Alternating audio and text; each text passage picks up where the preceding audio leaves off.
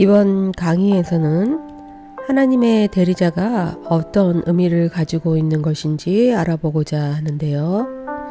이 의미를 통해 하나님께서 인간에게 대신 일을 맡기신 의미를 생각하게 되실 것 같습니다. 창세기 1장 26절 말씀을 보실까요?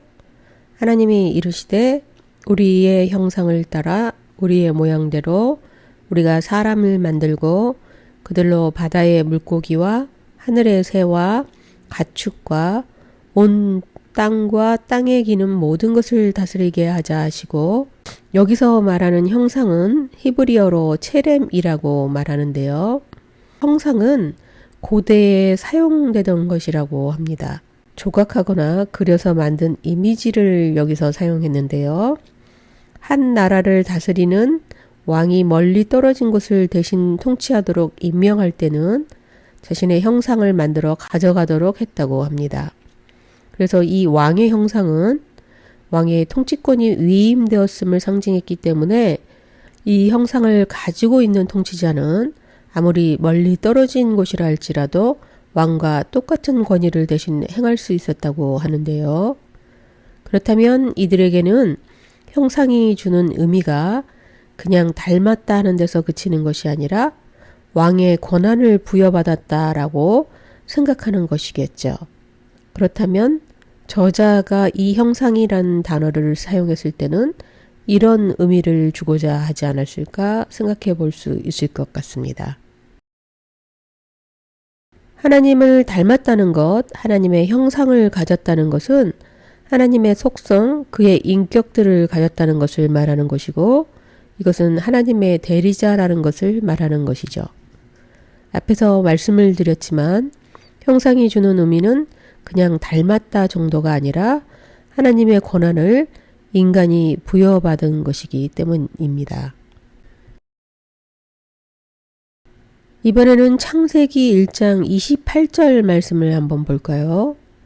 하나님이 그들에게 복을 주시며 하나님이 그들에게 이르시되 생육하고 번성하여 땅에 충만하라. 땅을 정복하라. 바다의 물고기와 하늘의 새와 땅에 움직이는 모든 생물을 다스리라 하시니라.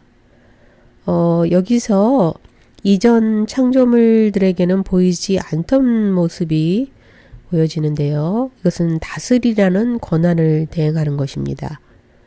인간에게 하나님께서는 이 땅을 다스릴 권한을 주시는데요. 다스리다라는 것은 히브리어로 라다라고 합니다. 이 단어는 이사야 14장 2절에서는 사로잡다, 41장 2절에서는 치리하다, 그리고 열왕기상 5장 16절에서는 거느리다, 사사기 14장 9절과 19절에서는 취하다 이런 뜻으로 다른 구절에서는 사용되고 있는데요.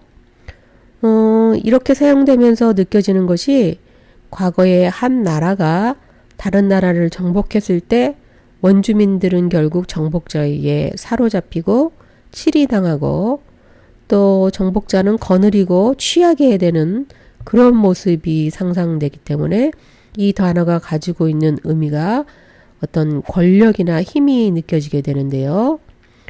이것은 절대적인 위치에서 행사하는 그런 완전한 장악을 말하는 다스림이 될 것 같습니다. 이것을 통해 하나님의 형상으로 창조된 인간에게 하나님처럼 모든 생물을 다스릴 권한이 주어졌다는 것을 알 수 있습니다.